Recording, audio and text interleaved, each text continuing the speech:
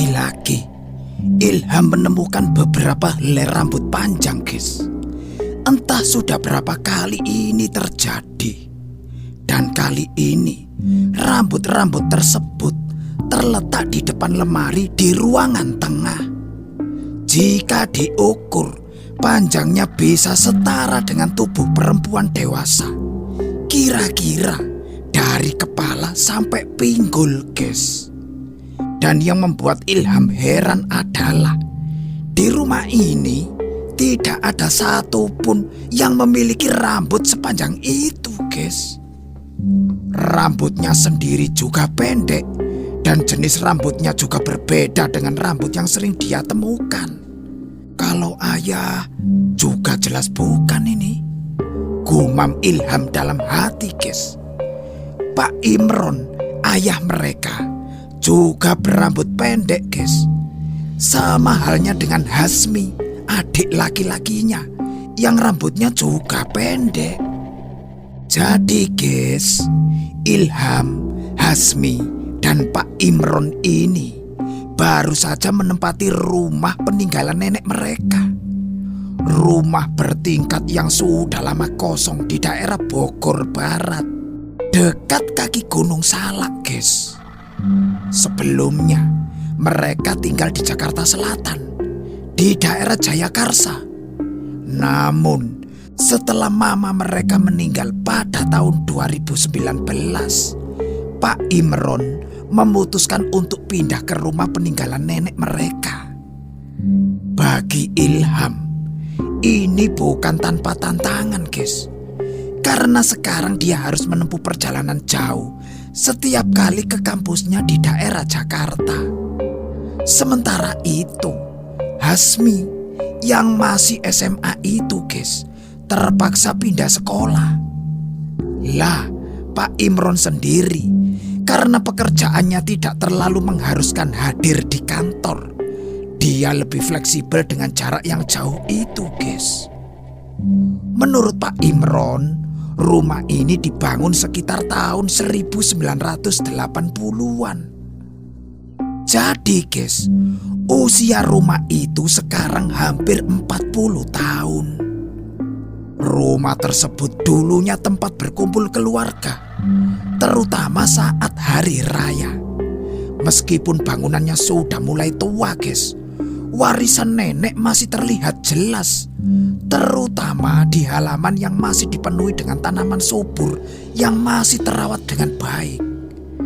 Nenek mereka berpulang pada tahun 2017, guys. 3 tahun setelah kakek mereka meninggal. Lah, setelah nenek wafat, guys, rumah ini sempat ditempati oleh Om Broto, adik bungsu Pak Imron. Di sana Pak Imron tinggal bersama keluarganya, guys. Namun entah kenapa mereka hanya tinggal selama setahun sebelum mereka memutuskan untuk pindah ke rumahnya sendiri, guys. Sejak saat itu rumah ini kosong, melompong, guys.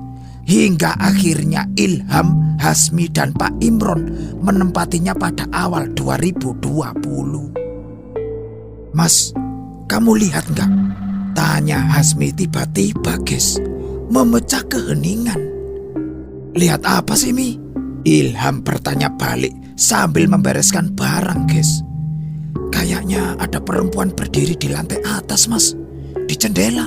Jawab Hasmi dengan nada ragu. Mana ada, rumah ini kan kosong. Jangan macam-macam kamu, Mimi, kata Ilham sambil melirik jendela yang dimaksud adiknya itu. Ilham saat itu tidak melihat apa-apa di sana, guys.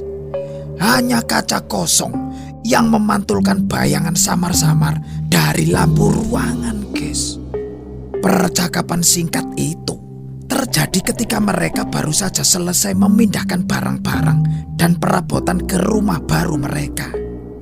Hasmi bersikeras bahwa dia melihat sosok perempuan berdiri di lantai 2, guys, mengintip dari balik jendela. Meskipun hal itu cukup aneh, Ilham tidak membahasnya lebih lanjut saat itu. Hari pertama mereka di rumah tersebut dihabiskan dengan membereskan barang-barang tanpa bantuan siapapun, guys.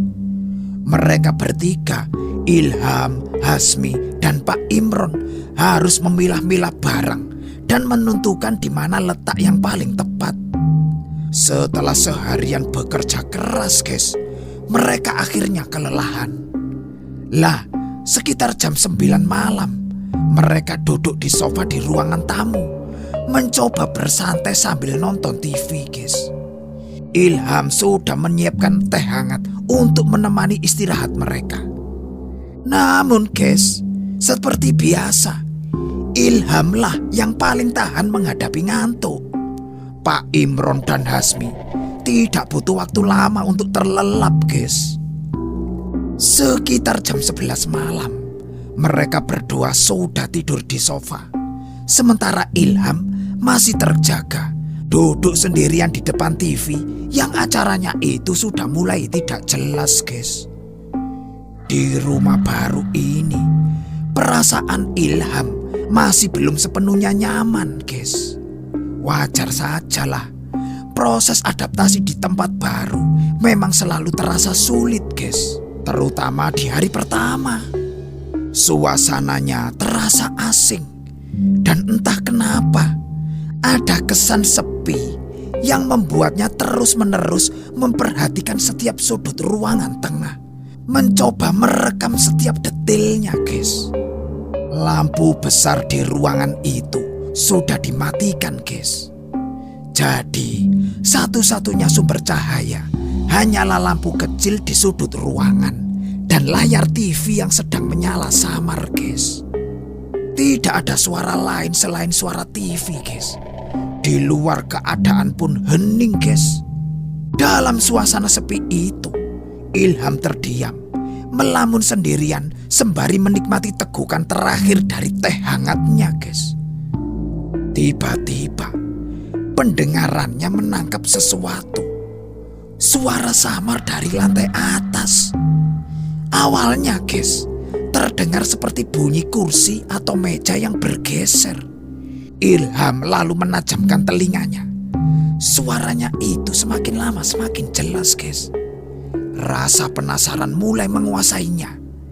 Ilham lalu memutuskan untuk ngecek ke lantai atas, mencoba mencari tahu apa yang terjadi. Perlahan, guys, dia bangkit dan berjalan menuju tangga yang terletak di bagian belakang ruangan tengah, dekat dapur. Tangga itu tidak terlalu tinggi, guys, namun di tengahnya berbelok ke kanan. Sebenarnya ada lampu di sana, tapi karena bola lampunya belum dipasang, suasananya jadi gelap gulita, guys. Satu persatu anak tangga dia injak perlahan, sambil terus mendengarkan lebih seksama suara aneh itu. Saat berbelok ke kanan, guys, Ilham mulai bisa melihat lantai atas. Benar saja, guys, seluruh lantai atas gelap gulita. Meskipun perasaan was-was muncul, guys, Ilham terus melangkah. Jujur, dia merasa agak nekat karena ini adalah pertama kali ia berada di rumah ini sebagai penghuni. Walaupun sebelumnya, guys, dia sudah pernah berkunjung beberapa kali ke sini. Apalagi sejak kecil Ilham selalu merasa dirinya itu sedikit penakut. Tapi kali ini, guys, rasa penasarannya lebih besar dari rasa ketakutannya. Dia pun terus naik, guys. Suara gerakan benda itu pun semakin terdengar jelas. Hanya tinggal satu langkah lagi, guys, dia sampai di lantai atas. Dari tempat itu, Ilham bisa melihat hampir seluruh lantai atas yang terdiri dari 2 kamar bersebelahan dan sebuah ruangan besar yang dipenuhi dengan meja kursi yang masih berantakan, guys. Belum sempat mereka tata. Samar-samar cahaya dari luar jendela yang tidak tertutup korden membantu Ilham melihat keadaan sekitar. Dia memperhatikan ruangan itu lebih seksama. Tapi, guys, dia tidak lagi mendengar suara benda bergeser saat itu. Meja dan kursi yang ada di sana tetap pada tempatnya. Tidak ada yang tampak berpindah, guys. Tepat saat ia berpikir begitu, tiba-tiba, guys, Ilham melihat sesuatu yang membuatnya tertegun. Sebuah kursi kayu di pojokan ruangan. Lah kok bergerak, guys? Kursi itu bergerak perlahan, tapi jelas, guys, kursi itu bergeser sendiri. Anehnya, guys, Ilham tidak merasa takut saat itu. Malah sebaliknya, guys, rasa penasaran malah semakin besar. Beberapa detik kemudian, tiba-tiba kursi itu bergerak lagi, guys. Kali ini kursi itu kembali ke tempat semula. Ilham terus melangkah mendekat, mencoba mencari tahu apa penyebab kursi itu bisa bergeser. Namun, guys, tepat saat dia ingin memeriksa lebih dekat, tiba-tiba, guys, dia mendengar suara lain yang membuat tubuhnya merinding. Suara itu adalah suara perempuan bersenandung, guys. Suara senandung itu terdengar dari salah satu kamar di lantai atas itu. Kali ini berbeda dengan sebelumnya, guys. Rasa takut mulai menjalar di seluruh tubuh Ilham. Senandung itu terdengar semakin jelas, seperti sedang menyanyikan lagu lama yang tidak dia kenali, guys. Dengan tubuh merinding, Ilham memutuskan untuk mundur perlahan. Langkah demi langkah terasa berat, guys. Namun ia yakin dia tidak ingin tahu lebih jauh apa yang ada di kamar itu, guys. Dengan hati-hati dia berbalik dan perlahan menuruni tangga, berniat kembali ke lantai bawah, meninggalkan rasa penasaran yang kini berubah menjadi ketakutan itu, guys. Namun tiba-tiba kursi kayu itu kembali bergerak, guys. Kali ini kursi itu bergeser mendekat ke arah Ilham, guys. Dia langsung terkejut, seperti tersadar dari lamunan. Ilham lalu membalikkan badan dan berlari menuju tangga, guys. Tapi sesampainya di ujung tangga, di lantai bawah, Ilham melihat sosok ayahnya, Pak Imron, sudah berdiri di sana, diam dalam kegelapan, guys. "Kamu ngapain ke atas sendirian, Ham?" Suara Pak Imron terdengar tenang namun tegas, guys. Anu ya, besok saja ceritanya ya," jawab Ilham singkat sambil nafasnya tersengal-sengal, guys. Itulah kejadian seram pertama yang Ilham alami setelah pindah ke rumah baru ini.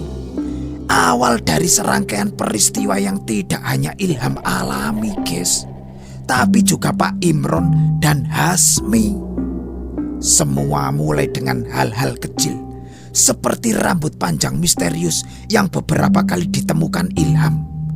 Rambut ini aneh, guys, dan dalam jumlah yang cukup banyak. Dan tidak ada seorang pun di rumah ini yang memiliki rambut panjang seperti itu, guys. Hasmi dan Pak Imron pun akhirnya sering membicarakan tentang rambut tersebut. Mereka menemukannya di berbagai tempat, seperti kamar tidur, kamar mandi, ruangan tamu, dan yang paling sering, guys, di lantai atas, sebuah area rumah yang jarang mereka gunakan, guys. Lah, pada suatu hari, Hasmi mengungkapkan pengalamannya pada Ilham. "Mas, semalam aku nemu rambut lagi di kamar mandi," katanya dengan suara serius, guys. "Terus gimana, Mi?" tanya Ilham penasaran. "Kali ini agak berbeda, Mas. Gak cuma di satu tempat loh," jelas Hasmi, guys.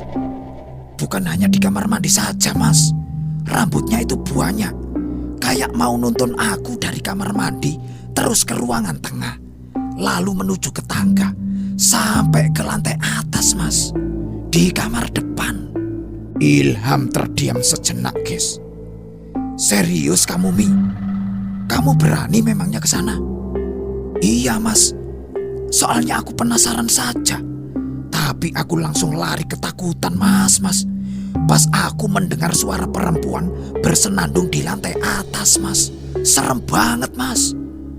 Ilham merasa merinding mendengar cerita Hasmi itu, guys. Mi, kamu jangan begitu lagi ya. Cuekin saja, wis. Soalnya aku juga pernah mendengar senandung itu, Mi. Ucap Ilham, dan itu membuat Hasmi kaget, guys. Percakapan itu membuat suasana di rumah semakin tegang.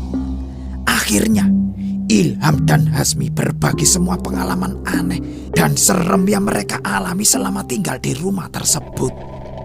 Suatu kejadian yang paling diingat Ilham adalah pada saat malam Jumat. Saat itu Pak Imron harus pergi ke Jakarta untuk urusan pekerjaan, guys. Malam itu hanya Ilham dan Hasmi yang tinggal di rumah. Lokasi rumah yang jauh dari keramaian membuat suasana semakin sepi setelah waktu maghrib, guys. Seperti biasa, Ilham dan Hasmi menghabiskan waktu di ruangan tengah sambil nonton TV, mencoba mengobrol untuk mengalihkan rasa was-was, guys. Mereka berdua itu sebenarnya tahu, meskipun tidak diungkapkan, bahwa mereka sama-sama merasa gelisah karena hanya berdua di dalam rumah. Ayah bilang dia pulang malam, kita disuruh tidur duluan ini, kata Ilham kepada Hasmi, guys. Kira-kira ayah pulang jam berapa ya, Mas? Tanya Hasmi. Wajahnya sedikit cemas, guys. Katanya sih sekitar jam 1-an gitu. Soalnya ayah banyak urusan di sana, jawab Ilham sambil mencoba terlihat tenang, guys.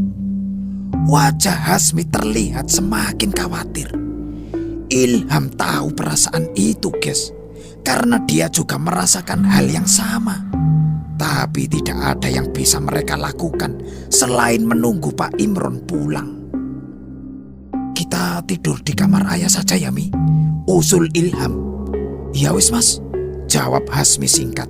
Dia setuju dengan usulan Ilham, guys. Sekitar pukul 10 malam, mereka masuk ke dalam kamar Pak Imron, mencoba untuk tidur.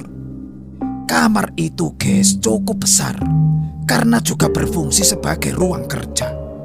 Meskipun begitu, guys, suasananya tetap terasa kosong dan sunyi. Setelah mengunci pintu, guys, Ilham berusaha memejamkan mata, tapi matanya masih tetap terjaga, guys. Sementara itu, Hasmi sudah tertidur nyenyak di sampingnya. Waktu pun berlalu, guys. Saat itu jarum jam sudah hampir menunjukkan pukul 11.30 malam. Tapi Ilham masih terjaga, guys.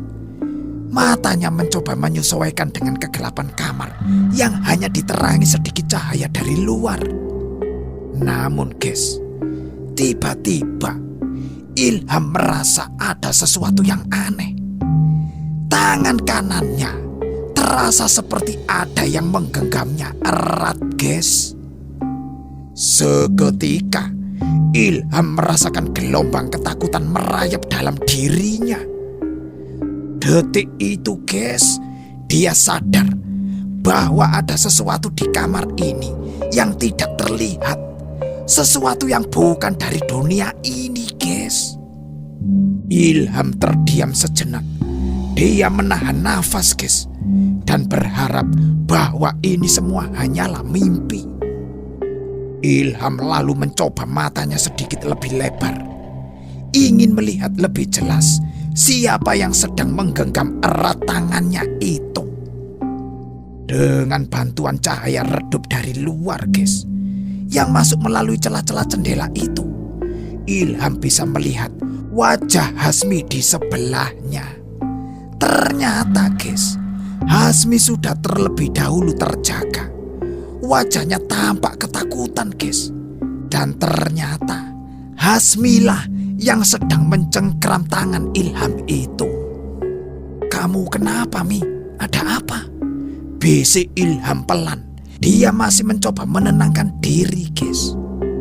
Hasmi tidak menjawab, guys. Dia hanya memberi isyarat dengan jarinya, meminta Ilham untuk tetap diam. Kemudian Hasmi menunjuk ke arah pintu kamar. Ilham pun mengikuti arah yang ditunjukkan Hasmi, guys, yaitu memperhatikan pintu kamar yang sedikit terbuka. Ilham pun kaget, guys. Dia yakin sebelum tidur tadi mereka sudah menutup dan mengunci pintu kamar, guys. Tapi sekarang lah kok pintu itu terbuka dan memperlihatkan ruangan tengah yang gelap itu, guys. Keheningan menyelimuti mereka berdua. Sepi yang begitu mencekam sampai-sampai membuat nyali Ilham ciut, guys. Mereka hanya bisa terdiam. Mereka cemas menunggu apa yang akan terjadi selanjutnya. Tidak lama kemudian, sesuatu mulai terdengar, guys. Suara senandung perempuan awalnya terdengar sangat pelan, guys, seolah-olah berasal dari kejauhan. Namun, guys, semakin lama suara itu terdengar semakin jelas, semakin dekat, guys. Dan senandung itu terasa begitu menyeramkan. Suaranya terdengar sedih dan penuh duka menyayat hati, guys. Ilham dan Hasmi, mereka saling berpegangan. Ketakutan menyergap hati mereka berdua, guys. Senandung itu pun terdengar semakin mendekat ke arah pintu kamar, guys. Saat itu mereka masih bisa melihat dengan samar berkat sedikit cahaya dari luar, guys. Jantung Ilham berdegup kencang. Keringat dingin mulai mengalir di dahinya, guys. Tidak lama kemudian, si pemilik suara senandung itu tiba-tiba muncul, guys. Sosok seorang perempuan mengenakan pakaian gelap.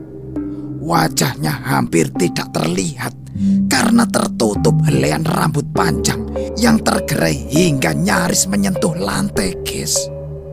Pemandangan itu begitu menyeramkan. Sosok perempuan itu terus berjalan pelan. Senandungnya masih terdengar, guys. Namun kali ini disertai tawa kecil yang mengerikan, guys. Sosok perempuan itu lalu berhenti di depan pintu kamar mereka, guys. Tepat di ambang pintu.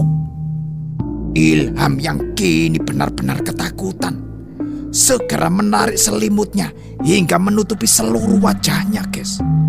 Berharap dengan cara itu dia tidak perlu melihat perempuan menyeramkan itu lagi. Hasmi pun mengikutinya, menarik selimut dan menutupi wajahnya juga. Namun, guys, meskipun tidak terlihat, Ilham masih bisa mendengar suara senandung itu. Perempuan itu bergerak lagi, guys. Dan dari suaranya, Ilham tahu bahwa sosok itu mulai berjalan mendekat ke arah tempat tidur mereka. Langkahnya terasa semakin dekat, guys. Ilham tahu tanpa perlu melihat bahwa perempuan itu sekarang sudah berada tepat di samping tempat tidur mereka, guys. Jantung Ilham berdegup kencang. Nafasnya tertahan. Beberapa detik kemudian, guys, dari balik selimut dia merasakan kehadiran sosok perempuan itu begitu dekat. Dia yakin, guys, perempuan itu berdiri di sisi tempat tidur mereka. Suara senandung yang menyayat hati itu terdengar begitu jelas. Hanya beberapa jengkal dari mereka. Hasmi juga terlihat begitu ketakutan, guys. Bahkan dia mulai nangis, guys. Momen itu terasa seperti berlangsung lama sekali, guys. Sampai tiba-tiba dari luar rumah terdengar suara mobil memasuki halaman. Rupanya, guys, ayah mereka telah kembali pulang. Lalu seketika itu, guys, suara senandung itu tiba-tiba berhenti. Begitu juga dengan tawa kecil perempuan itu. Semuanya menghilang begitu saja, guys. Keheningan yang mencekam kembali menyelimuti kamar. Ilham dan Hasmi lalu membuka selimut mereka, guys. Mereka saling menatap dengan wajah penuh ketakutan. Tanpa mikir panjang, guys, mereka berdua langsung berlari keluar dari kamar. Di luar, mereka berlari menuju Pak Imron yang baru saja pulang, guys.